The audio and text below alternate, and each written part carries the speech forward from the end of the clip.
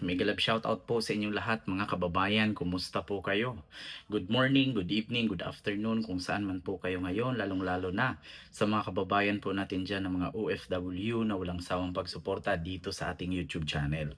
So ngayon po mga kababayan, meron lang po akong reaksyonan patungkol po dito mga kababayan sa naturang video na kung saan ay si PBBM daw po ay gumagamit habang nakikipagtalik kay First Lady Lisa at sa isa pang tao.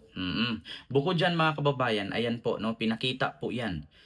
Pinakita po nila mismo sa video at pinakalat po nila ngayon 'yan, mga kababayan. Ang uploader po ng video ay nasa Amerika, At ito po ang nagpapakalat mga kababayan. Siya po ang nagpapakalat ng video na ang pangalan niya sa kanyang Facebook ay Dane Chase, So, mga kababayan, yan po ang nagpapakalat na kung saan ay ito po ang laman ng kanyang video na larawan ni PBBM nakahiga, tapos habang nakatayo po, ayan, na gumagamit ng kakaibang estratehiya. Pagkakaalam ko wala dito sa Pilipinas yung ganyan eh. So, ngayon mga kababayan, ako po ay nananawagan mo po sa kinauukulan, especially po sa NBI, CIDG at sa gobyerno ng Pilipinas, especially sa pamahalaan ng Malacanang kay PBBM na sana bigyan niyo po ng parusa or patawan ninyo ng parusa yung pagpapakalat na ito, kasi hindi po, actually mga kababayan, sa pagkakaalam ko, once kasi na ang Pangulo ay bababa ang tiwala ng sambayanan, ay bababa din po, magre-reflect po yung ating ekonomiya dyan, mga kababayan. Kung sakali man na may mga ganyang bagay, mga ganyang pangyayari, katulad dito, ay pinapakalat po mga kababayan.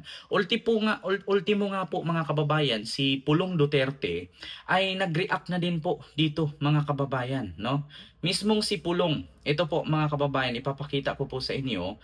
Ayan, sabi dito sa Pulso ng Bayan, ayan. So mismong si Pulong po mga kababayan ay nagreklamo or nag-react na din po dyan sa naturang kumakalat na video na kung saan dito ang sabi, nakakabahalang litrato or video ni BBM. Ganito inilarawan ni Representative Paulo Pulong Duterte ang kumakalat na larawan ni Pangulong Ferdinand Marcos Jr. na umano'y gumamit ng illegal na droga. Aniya maraming Pilipino ang nababahala at nanawagan ng independent at transparent forensic examination upang matigil ang anumang espekulasyon. Giit ni Kung Pulong, kung totoo man may karapatan ang mamamayan na marinig ang katotohanan. Hindi dapat husgahan batay lamang sa larawan, ngunit dapat ding tandaan na mas mataas ang pamantayan para sa mga nasa pampublikong posisyon, lalo na sa presidente.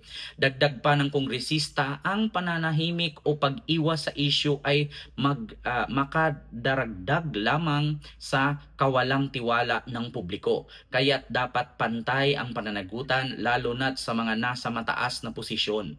You are called a leader because you are expected to lead, and that can only be done if the people has their full trust in you. Yan po ang sabi mga kababayan, ultimo si Pulong nag-react na din sa mga kumakalat na larawan at video na yan ngayon na ipinakita nga mga kababayan or ipinalabas ni Dane Chase na isang naka-base sa Amerika na isang bakla na Bisaya na taga Cebu at may jowang kano na naka-base ngayon sa Amerika, at ito nga daw may hawak daw siya ng naturang video ng First Family or ni BBM at ni F. Elisa. May hawak daw siyang video na kung saan ay may nangyaring ganyan mga kababayan, may nangyaring bingbangan daw di umano. Ayan, habang nagbibinggangan, gumamit ng illegal na droga or illegal na gamot. Naku po mga kababayan. Sana ito po mabigyan po ng leksyon at parusa no, maparusahan ang mga nagpapakalat ng video na ito kasi ako po mismo mga kababayan, napanood ko din po yung naturang video, no, ay halata pong AI o sa madaling salita, artificial intelligence po ang ginamit para mag-anyong si PBBM at mag-anyong si First Lady Lisa yung naturang nandun sa video para kasi actually mga kababayan, kahit ako no sa ChatGPT, pwede ko pong gawin 'yan. Ito, bigyan ko po kayo ng example.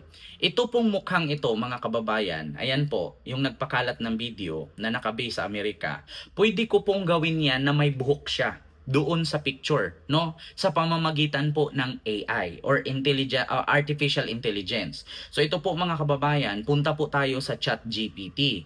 Ayan po. Pag pumunta ka sa ChatGPT, ayan po ang una na lalabas. So maglagay ka dito ng picture na kung saan, ito halimbawa, mga kababayan, no, maglagay tayo ng picture. Sa halimbawa, ito picture ni PBBM. O, ilagay ko yung picture ni PBBM tapos sabihin ko diyan, make this image the man long hair. So ito po mga kababayan, make this image the man long hair. Oh, ito makikita nyo po mga kababayan. No, antayin lang po natin, nagpa-process pa lang kung ano po ang ayan, pino-process na po ng ChatGPT itong image, no, nasabi ko make this image the man long hair. So ayan, yan po ay picture ni PBBM, mga kababayan, yung ating ipinapa-translate or ipinapabago ni ChatGPT. So ngayon mga kababayan, antayin lang po natin, no, siguro hindi naman to tatagal ng mga 5 minuto, mga 3 minutes to 2 minutes o 1 minute nga lang. So dito po natin makikita mga kababayan kung ano po ang hitsura ni PBBM sa pamamagitan ng artificial intelligence or AI. So sa ngayon po kasi mga kababayan, no, marami na pong pwedeng mangyari o pwedeng magbago sa mga hitsura. Ayan, so nakita nyo po mga kababayan, ayan. So ang una ating ipinakita, ayan po, yung nakangiti si PBBM. Tapos sabi ko, make this image the man long hair. So ayan na po mga kababayan.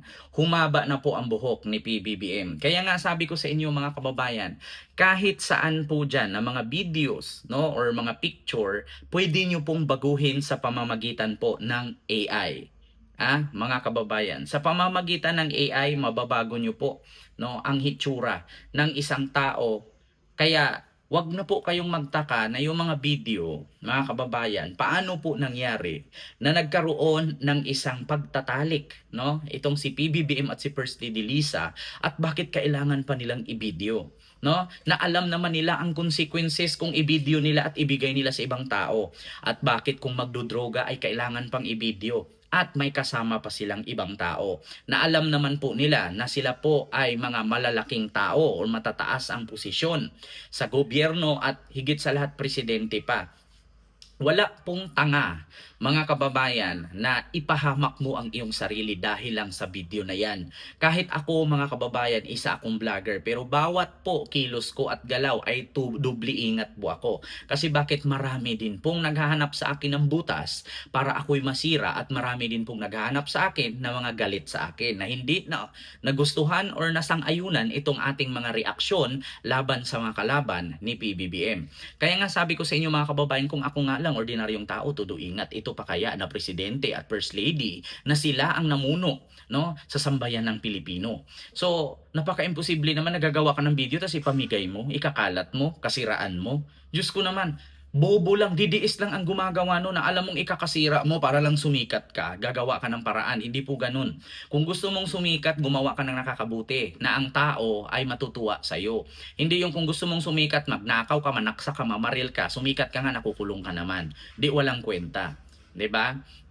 So yun lang po mga kababayan yung ating reaksyon patungkol sa pinapakalat ngayon ng isang Pilipinong kalbong bakla na DDS na ang pangalan ay Dean Chase, na kung saan itong mga malalaswang larawan ni PBBM at ni First Lady Lisa ay doble, no, doble po ang kanilang paninira ngayon, na sana po, no, mabigyan ng aksyon ito ng gobyerno ng Pilipinas at ipatrace kung nasaan ito sa Los Angeles, California itong si Dean Chase, no, at para mabigyan ng leksyon para hindi mapamarisan, 'di ba? Hindi gayahin ng lahat, hindi mapapamarisan. So, yun lang po mga kababayan, yung aking reaksyon, no, sa mga oras na ito. Maraming salamat po and see you next vlog. God bless. Thank you and bye-bye.